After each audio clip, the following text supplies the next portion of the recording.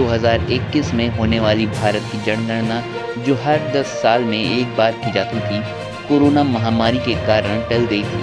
अब केंद्र सरकार ने अगले साल यानी कि 2025 में जनगणना शुरू करने का संकेत दिया है, जो 2026 तक चलता रहेगा। इस जनगणना में सबसे महत्वपूर्ण मुद्दा जाति आधारित जनगणना का भी है, जिसे लेकर जनता और राजनीतिक दलों में खासा उत्साह और चिंता दोनों है। जातिगत आंकड़ों को लेकर लोग ये उम्मीद कर रहे हैं कि इससे देश में सामाजिक और आर्थिक असमानताओं की सही चित्रण सामने आएगा।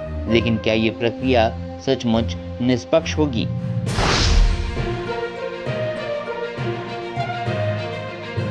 जनगणना एक ऐसा माध्यम है जिसके जरिए किसी देश की जनसंख्या, उनकी आर्थिक स्थिति, सामाजिक स्थिति और अन्य पहलुओं की जानकारी एकत्र की जाती है। भारत में ये प्रक्रिया बहुत ही विस्तृत होती है। इसे 2 चरणों में किया जाता है। पहला चरण घरों की गिनती का होता है और दूसरा चरण जनसंख्या के सभी विवरणों का।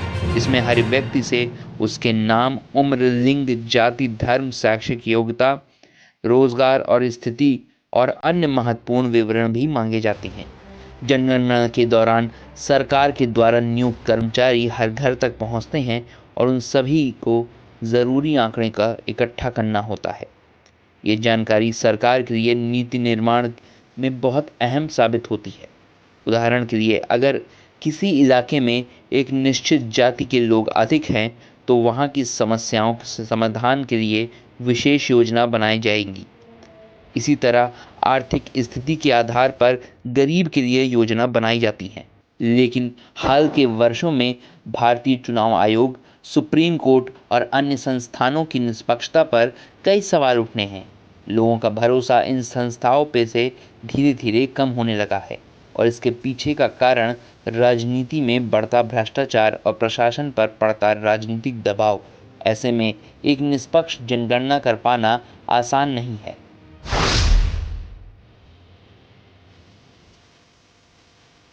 इस बार की जनगणना में जातिगत आंकड़ों का भी समावेश होगा, जो पहले से ही अधिक जटिल और संवेदनशील विषय है। राजनीतिक दलों को इस बात का डर है कि कहीं जातिगत आंकड़े उनके खिलाफ न चले जाएं और इसीलिए वे इसे अपने अनुकूल बनाने की कोशिश कर सकते हैं। कई राजनीतिक पार्टियां जाति आधारित आरक्षण का समर्थन करती हैं, तो कई हैं इसका विरोध करती हैं। ऐसे में निष्पक्षता पर सवाल उठाना लाजमी है। इसके अलावा भारत के चुनाव आयोग की निष्पक्षता पर भी सवाल उठने लगे हैं। चुनाव आयोग का काम लोकतांत्रिक प्रक्रिया को निष्पक्षता और स्वतंत्रता से संचालित करना है, लेकिन कई बार ये देखने में आया है कि वे राजनीतिक दबाव में आ जाते हैं। इस प्रकार जब राजनीतिक दल अपनी सत्ता को बनाए रखने के लिए संस्थानों पर दबाव डाल सकते हैं, तो जनगणना जैसी संवेदनशील प्रक्रिया पर भी इसका प्रभाव पड़ सकता है। सुप्रीम कोर्ट की भी निष्पक्षता को लेकर हाल के वर्षों में सवाल उठाए गए हैं। हालांकि भारतीय न्यायपालिका ने कई ऐतिहासिक फैसले दिए, परंतु वर्तमान राजनीतिक दबाव के कारण उसके ऊपर भी संदेह किए जा रहे हैं।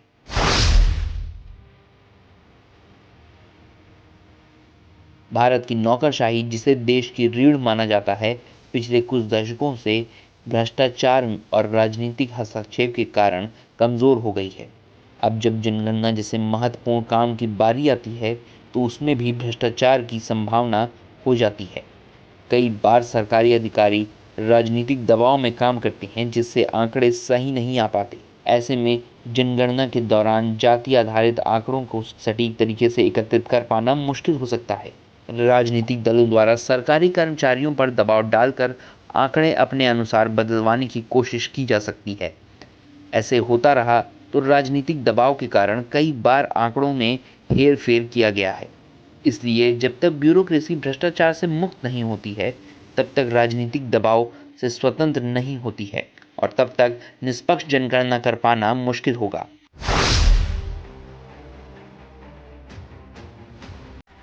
भारत में बहुत से लोग मानते हैं कि उनके समाज और जाति की सटीक जानकारी प्राप्त होनी चाहिए, ताकि समाज में असमानता को दूर किया जा सके। लेकिन इतनी बड़ी संख्या में संस्थाओं पर राजनीतिक प्रभाव है और निष्पक्षता पर सवाल खड़े हुए हैं कि ऐसे में सवाल उठता है कि जनगणना के आंकड़े सटीक होंगे।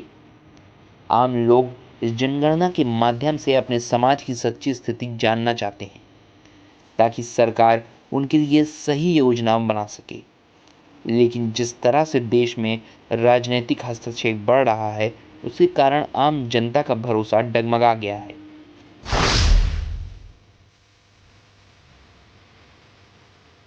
अगर ये जातिगत आंकड़े सही तरीके से सामने आते हैं, तो ये समाज में एक नई दिशा ला सकते हैं।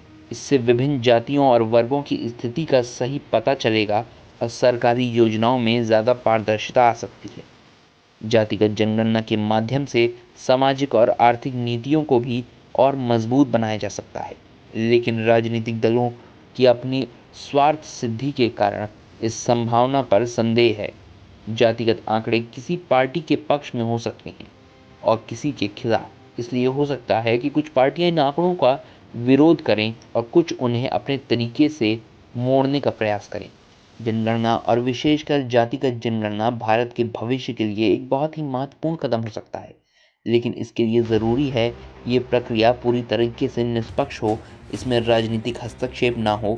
जब तक प्रशासनिक संस्थाएं स्वतंत्र और भ्रष्टाचार मुक्त नहीं होती, तब तक जनगणना से सटीक और निष्पक्ष आंकड़े निकाल पाना मुश्किल है।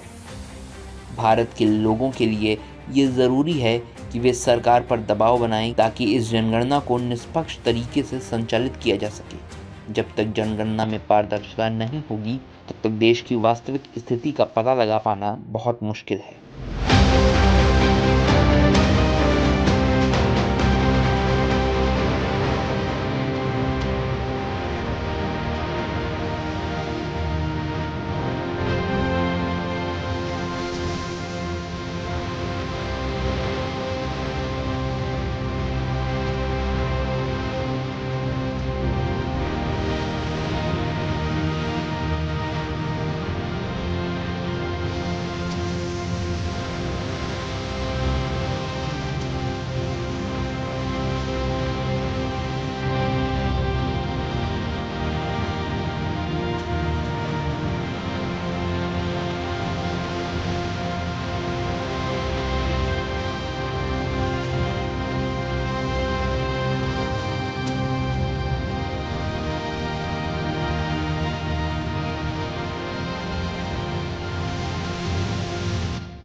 और आप हमसे जुड़े रहने के लिए सब्सक्राइब करें YouTube पर, फॉलो करें ट्विटर पर और लाइक करें Facebook पर। और ज्यादा जानकारी के लिए आपको टाइप करना होगा सिर्फ न्यूज नशा।